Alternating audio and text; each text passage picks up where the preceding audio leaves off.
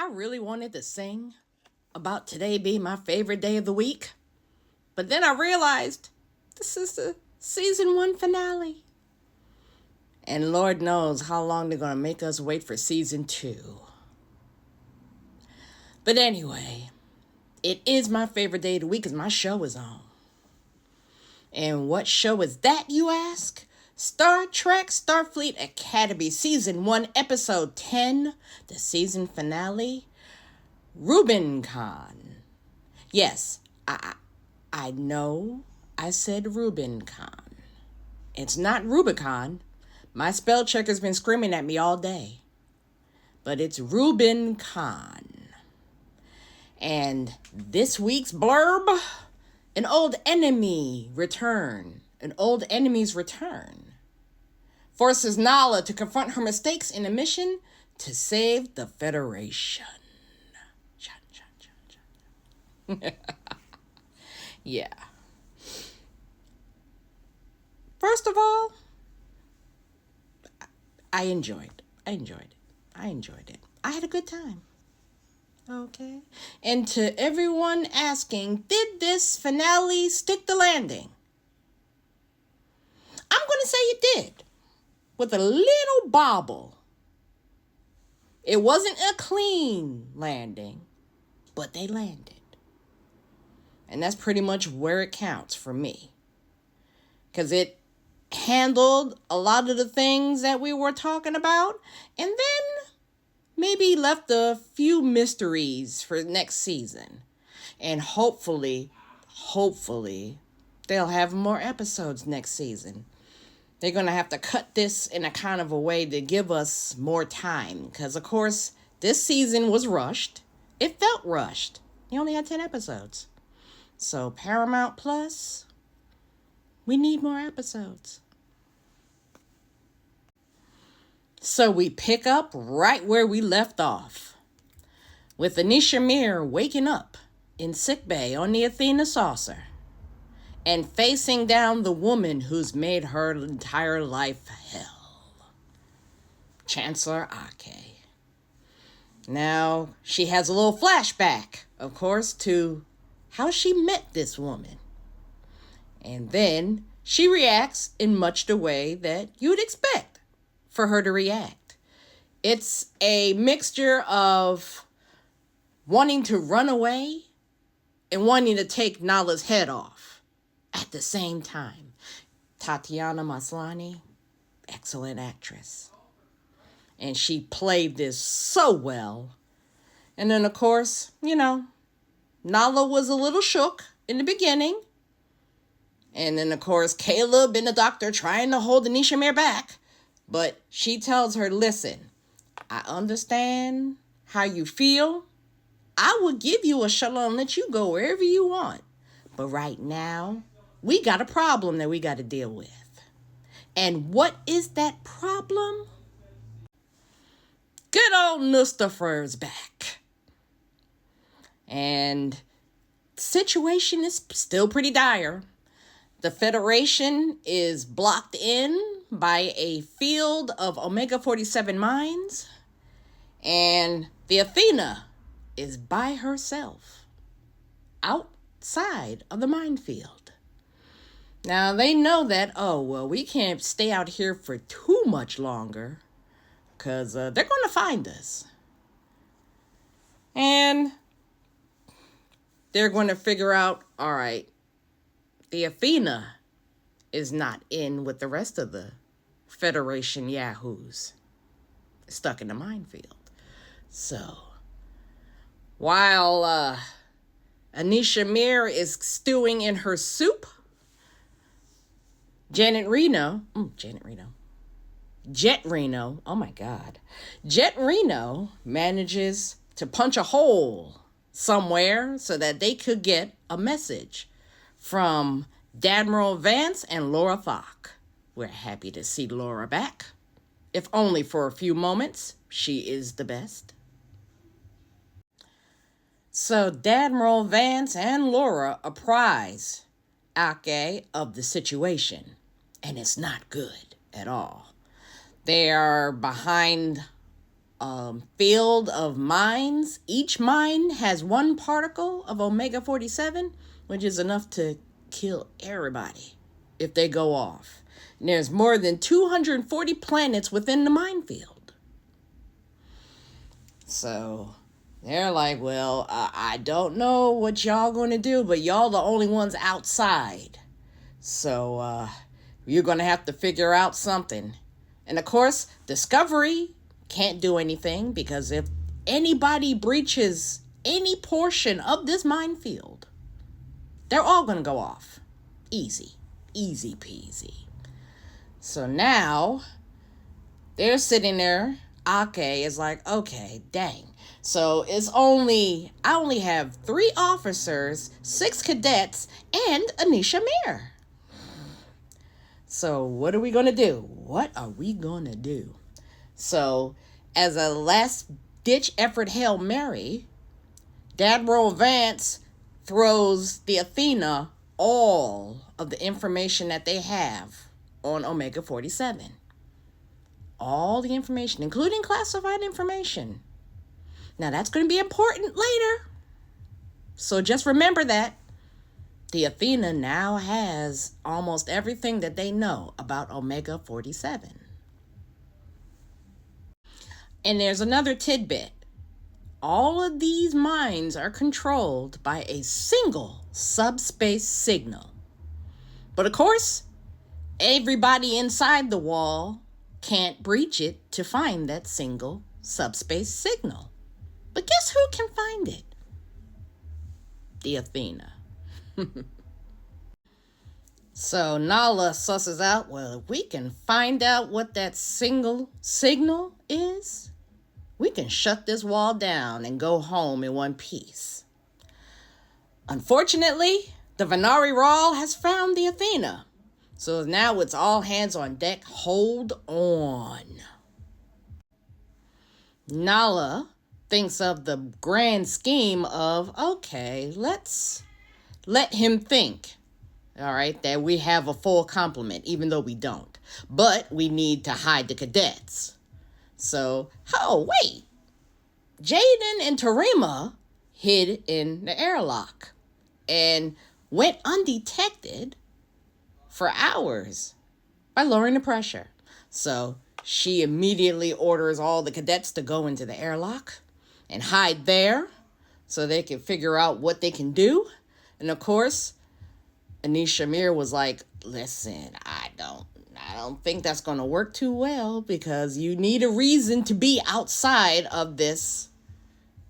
You need a reason to be outside of this minefield. So let me be the distraction, because Nala was going to send Anisha Mir to the place to hide out with the cadets as well. But she made a point. Okay, Bracca's not expecting me, so I could distract him for a little bit. So off the cadets go.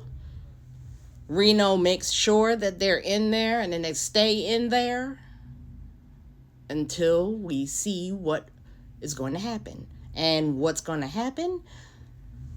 Bracca is going to snatch the Athena up and pop on. He's quite surprised to see Anisha Mir among the skeleton crew of the Athena. His 2 favorite girls. And then, of course, he's noticing that, there's noticeable tension between the 2 of you. So is this an enemy of my enemy thing y'all trying to do? And he's like, do you hate me more than you hate her? So, yeah. He's kind of amused by this whole thing. But then he's like, all right, fine. Who else is on here besides y'all? Because I know it can't be just y'all. However, the air pressure trick works. And he can't detect the 6 cadets. So now he goes, all right, fine. It's only the 4 of y'all here. All right, I'm going to take Nala and Anisha.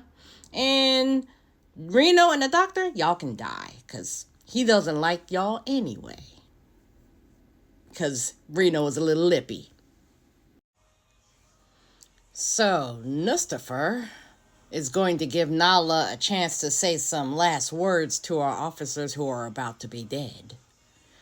And she gives the doctor code to tip him off on what they need to do once they're off the ship. And of course, Mr. is all like, ugh, literature. But he's a pretty well-read bad guy. So, but he just doesn't know that what Nala said was actually code to the doctor to do a maneuver that he's done before, way back. While in the airlock, our 6 cadets are hanging out. And Jaden, of course, not having seen Caleb since he bailed on his House Crag ritual, embraces him and tells him that, hey, a warrior will not let his friend face danger alone. And of course, now he has no idea what Caleb's been up to.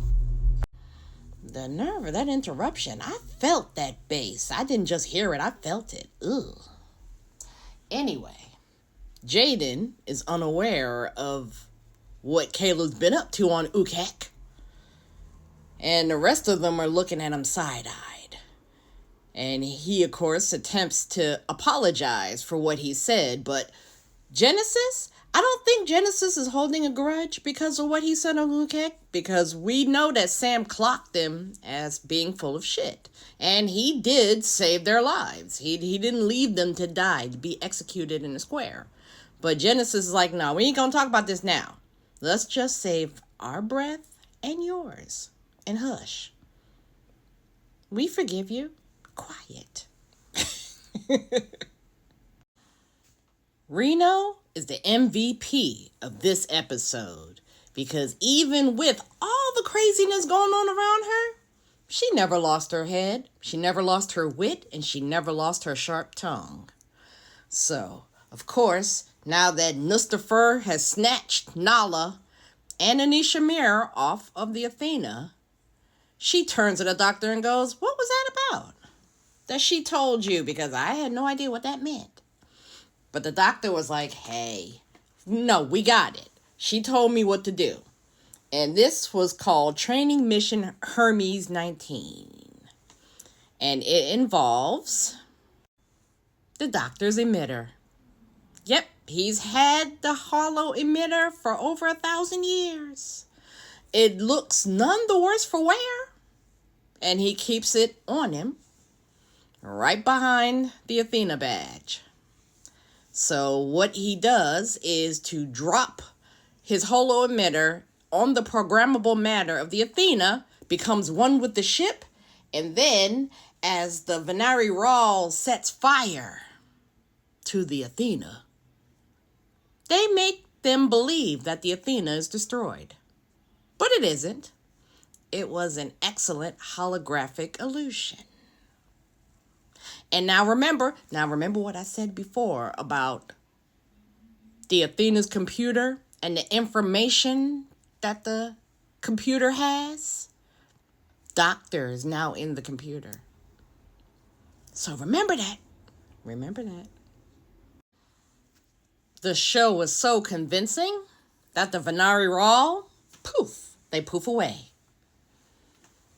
So Anisha Mir believes that her precious Caleb is dead. But, not so fast. Not so fast. The Athena is still in one piece. So now Reno brings the cadets back up to the bridge, and now they figure out what they're going to do. Sam is all concerned. She's like, okay, where's my dad? Of course, after Caleb asks, where's my mom? So, Reno has to tell him that, Braca took her and the captain, and she tells Sam that, he's in the computer. He's fine. He's all right. We got him. So, of course, as Jet Reno is talking, I don't know why I keep wanting to call that woman's name. As Jet Reno is talking, the hollow emitter comes back up out of the programmable matter, and The doctor comes back online, snatching the hollow emitter out of Caleb's hands. I thought that was real cute. But he's glitching. So there was an oopsie. So now he's talking gibberish. So Reno sends Sam, the doctor, and Jaden to Commander.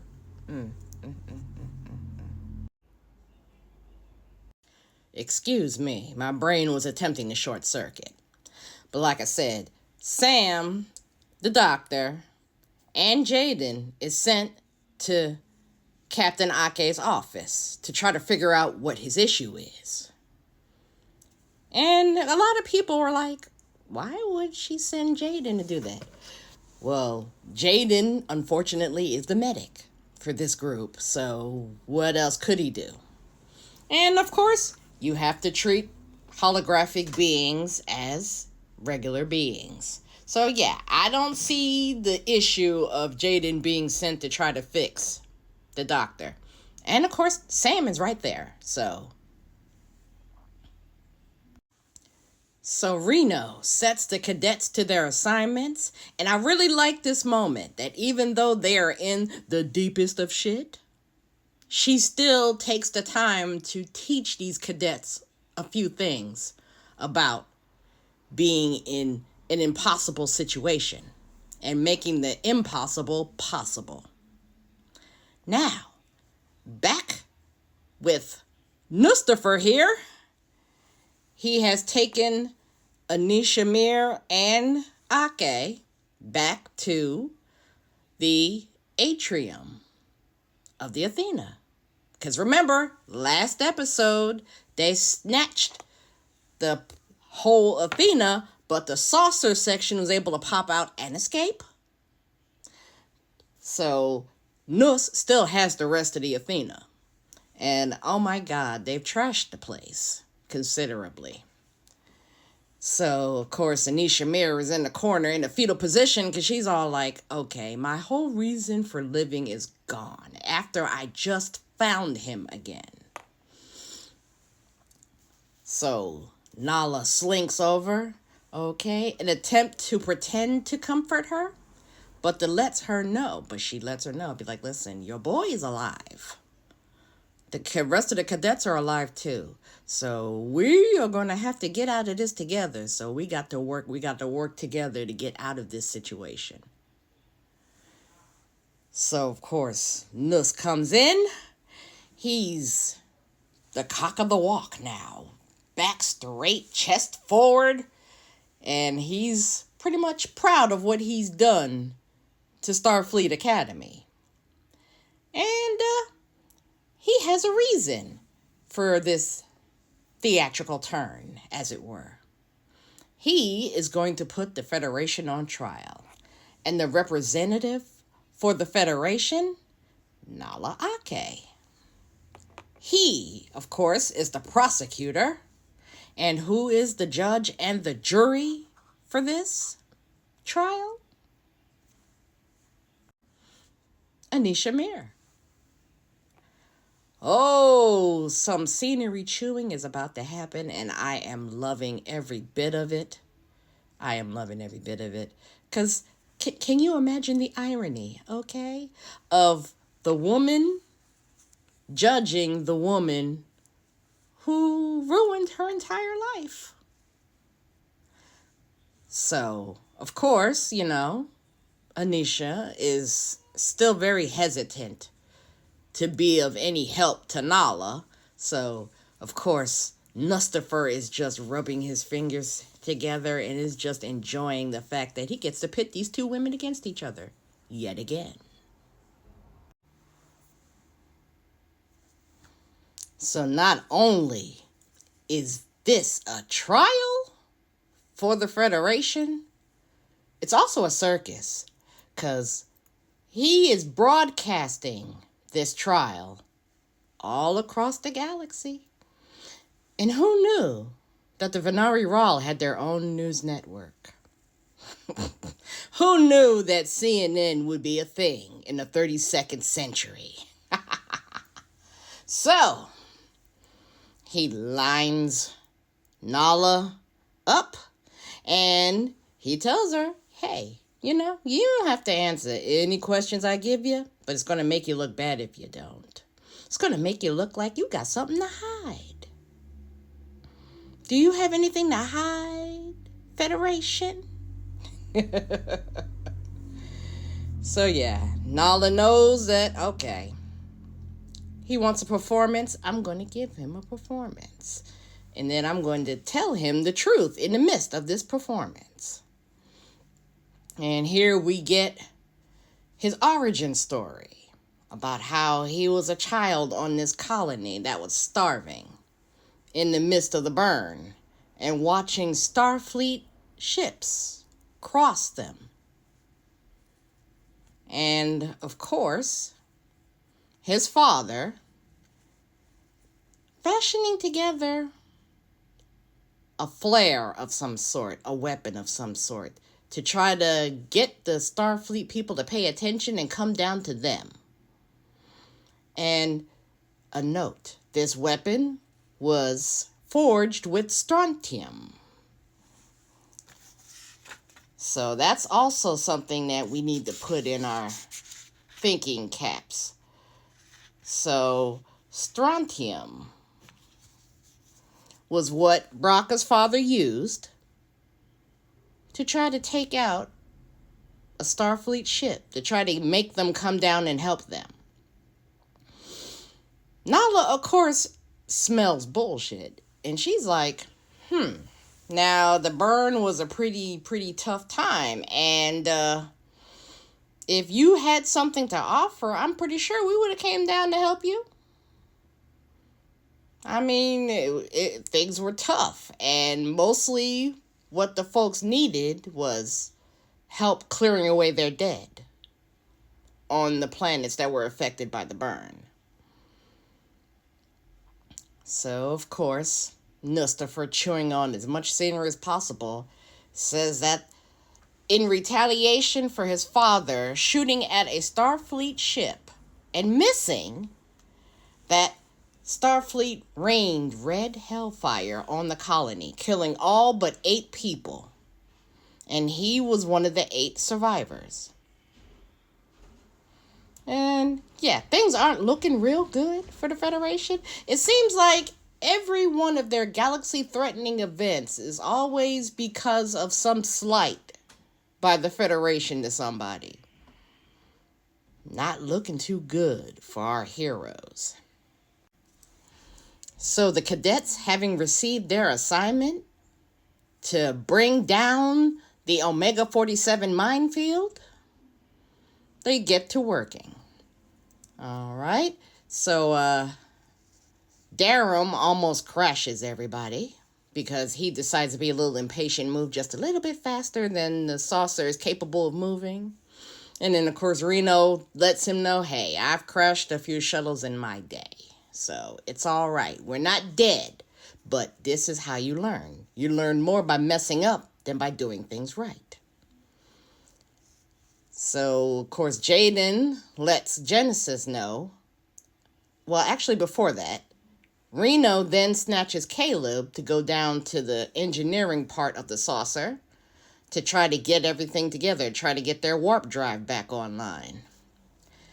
And she leaves Genesis in charge. And, of course, it's a cute moment.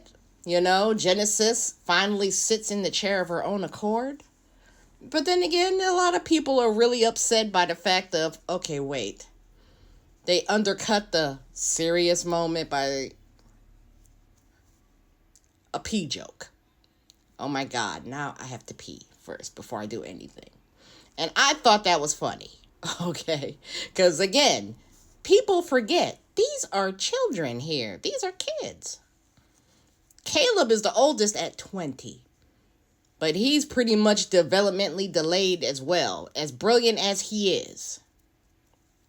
So, these are all kids. So, yes, I would imagine, oh, wow, I get to be in charge. But let me go handle something first. Let me handle this first, because it was like, okay. So, yeah. So, after that, Jaden calls and says, listen, I've ran all the diagnostics I could run.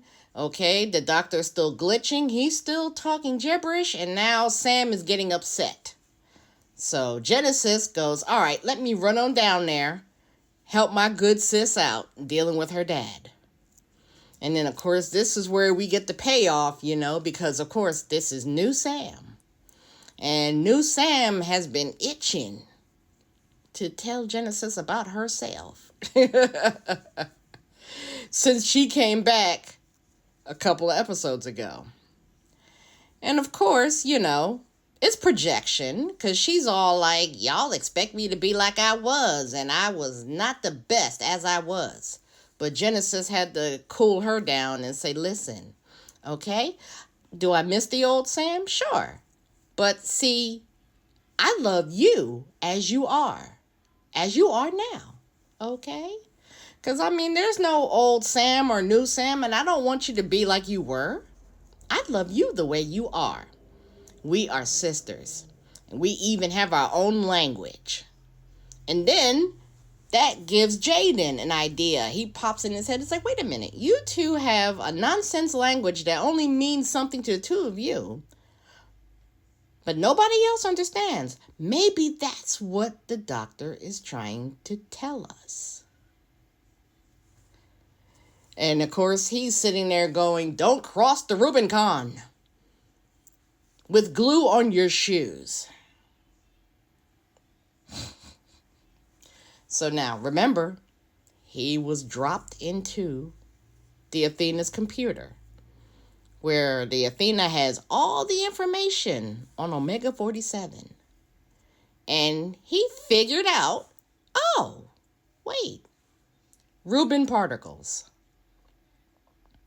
And they need to stabilize the Omega 47 with gluon and Rubin particles.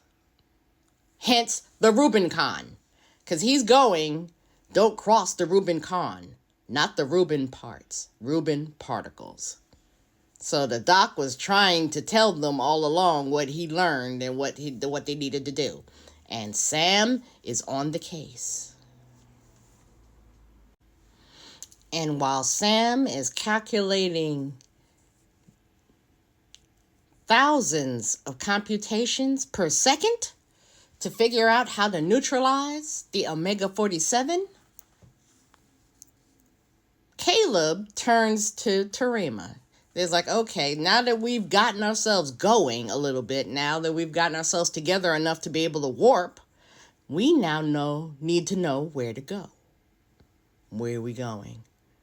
Where is my mama? And you know what? You can use your abilities to find my mama through me, like you did before when you saved us from the Furies. So, of course, she's very skeptical. Be like, do you really? You sure? You sure about this? And of course, Caleb is like, trust me. I've never been sure of anything in my life. Use me, girl. Help me find my mama. So, of course, they had a little bump, okay? And then, of course, her inhibitor was flashing all types of things. But then she decides, you know what? He trusts me. I trust him. Okay, I can do this. And he convinces her to take off the inhibitor, which I'm glad it wasn't implanted in her skin this time. I guess this made it real easy so that she doesn't bleed out if she deigned to take it off. So she takes it off. She holds hands with Caleb, and they find a way. They figure out a way to calculate coordinates back to the Athena.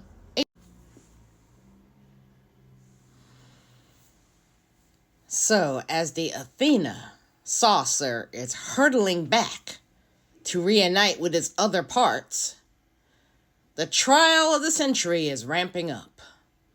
Now Anisha Mir recalls her experiences with the Federation. And, of course, Lucifer is expecting Ake to just spiral into a trauma loop so severe that she will just fall into pieces. But they're forgetting, okay?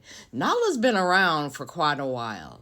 And while she may be shook by what she's done and by how things progressed, she's not going to break. This is not going to break her. And she lets Anisha Mir know, hey, listen, you lost your son. I lost mine. But the main reason why we had to punish you, to pick you up, along with Mustafa here, was because you killed a Federation officer on a supply ship. And it wasn't necessary to kill this officer. That was the only reason why we were as harsh with you as we were. Because that man did not have to die. That man was on his way to retirement. He was from Earth. He had children, had a family. And from the way that Nala was talking, I suspect that maybe, might have had a thing going with her. Because she talked about this officer in a almost personal manner. She knew about the family traditions of wearing braids. Knew that he was from Earth, from Hawaii. So I expected a little bit more to come from that. Maybe it will, maybe it won't. But this was pretty much the thing that was supposed to shake Anisha Mir to the bottom of her soul. And to remind her that, yeah, she had a soul. And yeah, she could have stopped Mustafa from killing that man, but she didn't.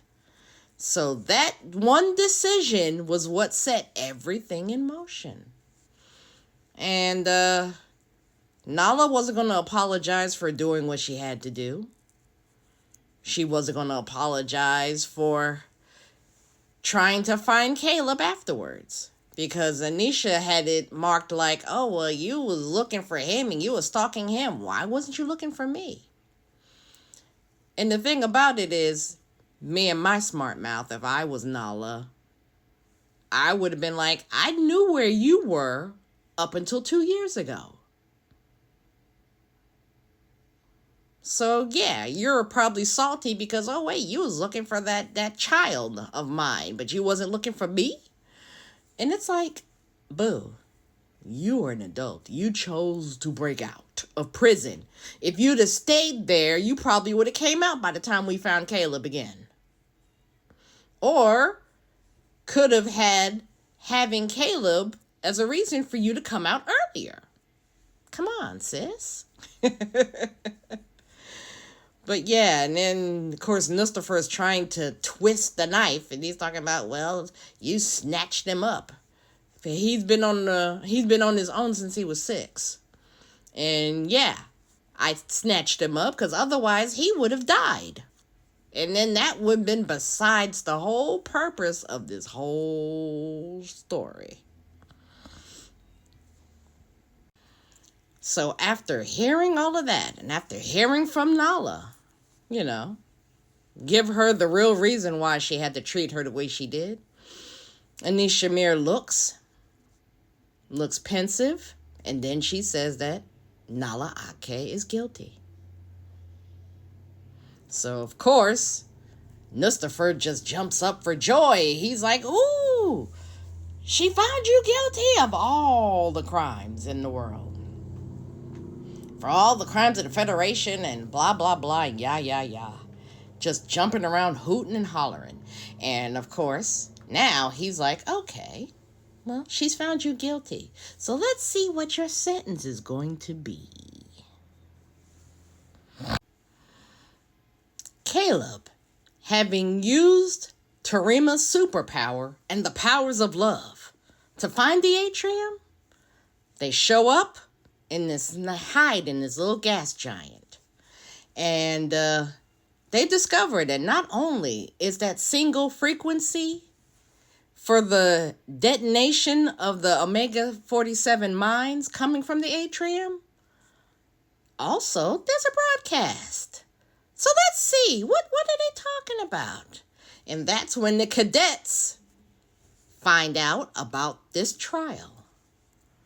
And of course, this is probably shortly before Nala is presumed guilty by Anisha Mir. So they're just talking now, and then Caleb's looking more and more horrified by the minute. So what does he do? Hops in a shuttle, gets to the atrium. And he's like, nah, we're not going out like this, okay? And of course, Nustafer tries to shut him up, tries to not let him have his say, because Nala was already declared guilty. And he goes, oh, wait, so you're going to silence me in front of all the viewers and whatnot?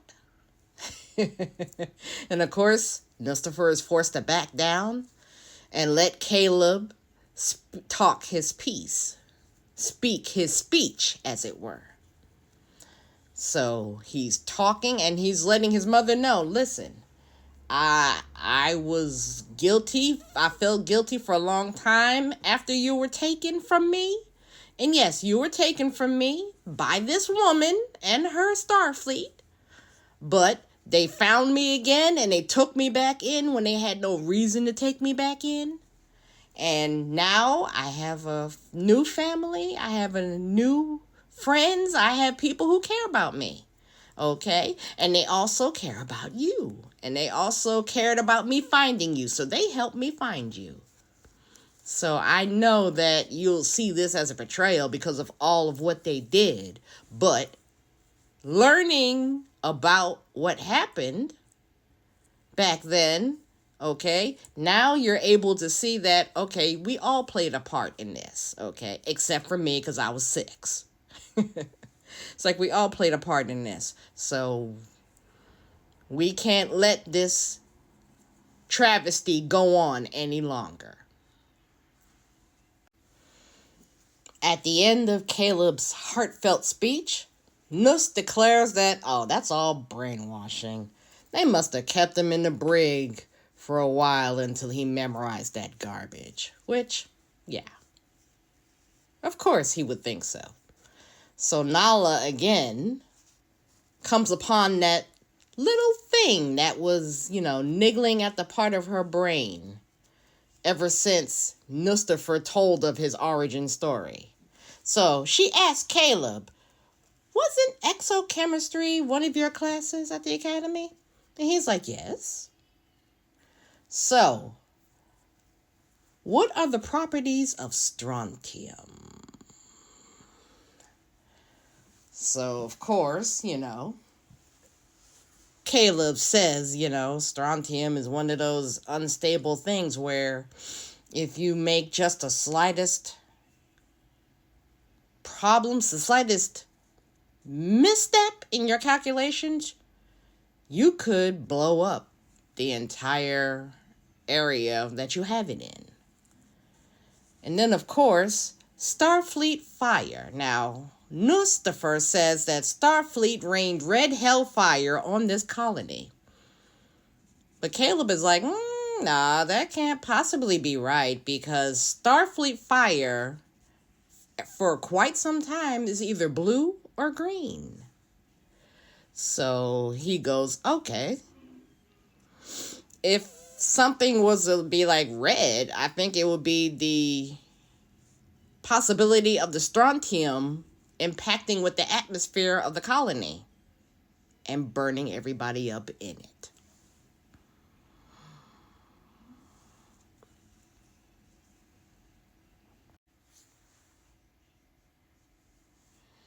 So, as a result of science and the power of love, we discover that, okay, Starfleet did not fire on the colony where Nustafer and his family lived.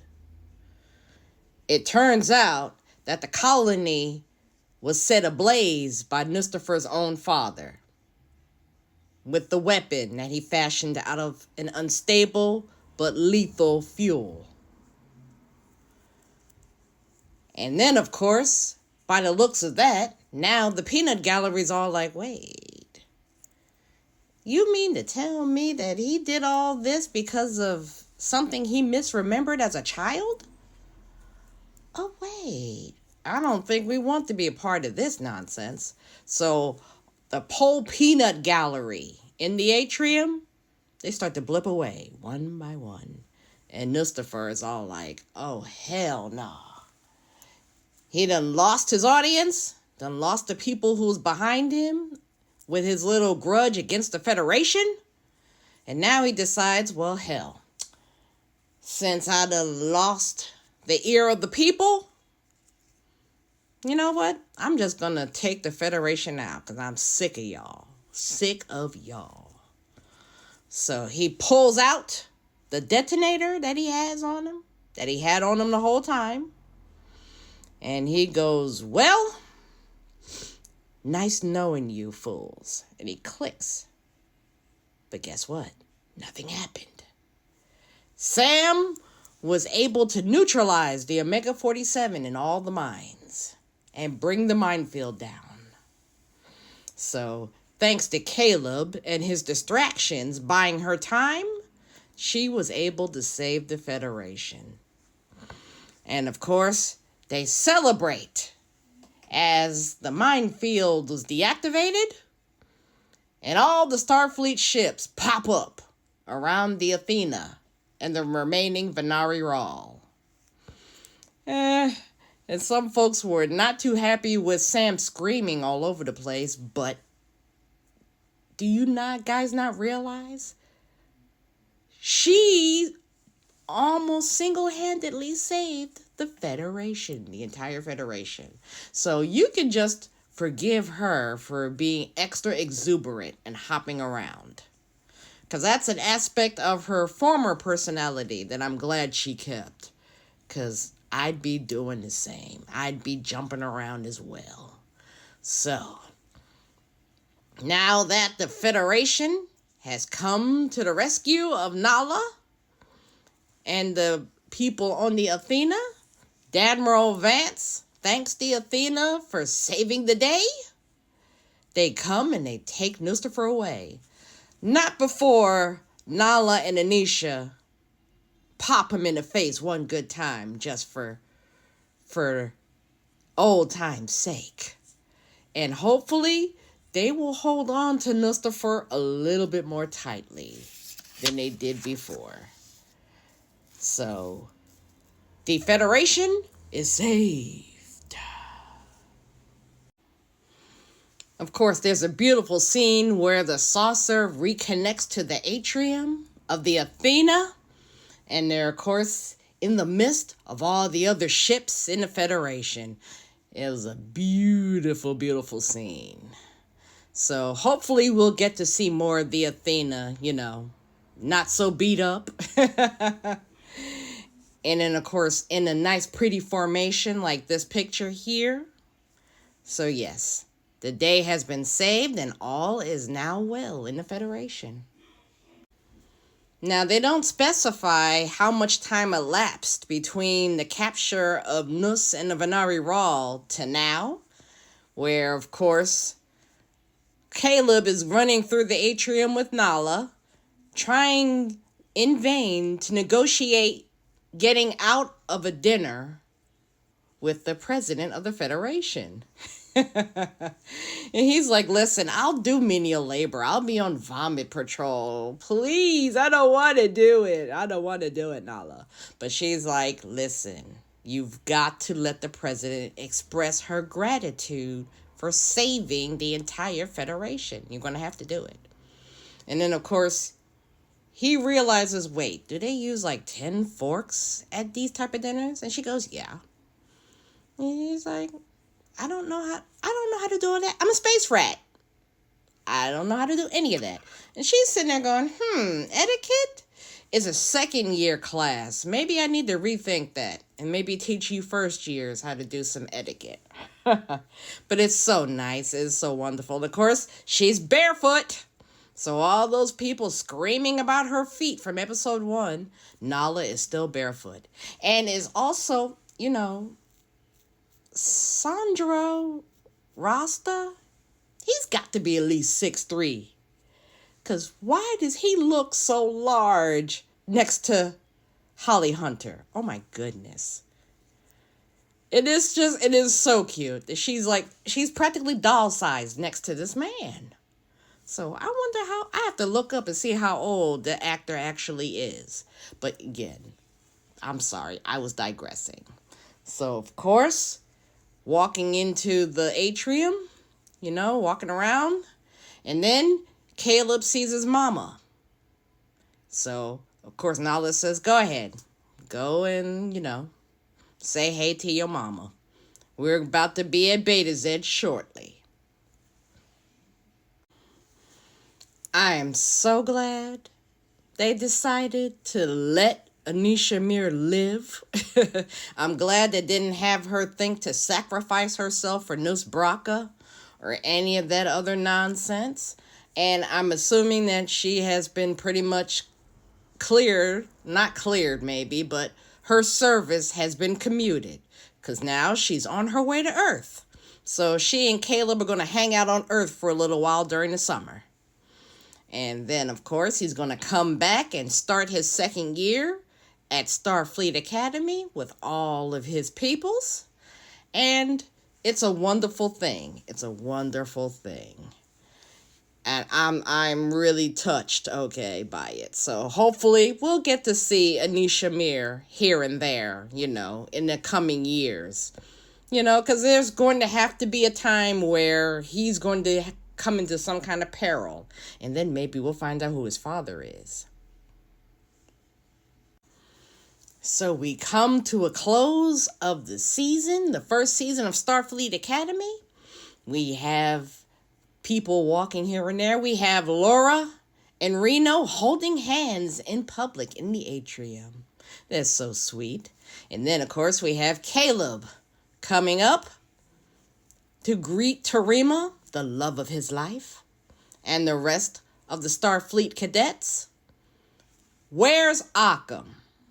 Now, see, we could have benefited from having Occam there because he's part of the gang, too, last time we checked. But this is the main 6 cadets, minus Occam. And we have Caleb making his first cadet's log. The first time since he's been to Starfleet Academy. So, yeah, all's well that ends well. And hopefully the next season will not be so fraught with galaxy-wide terrors.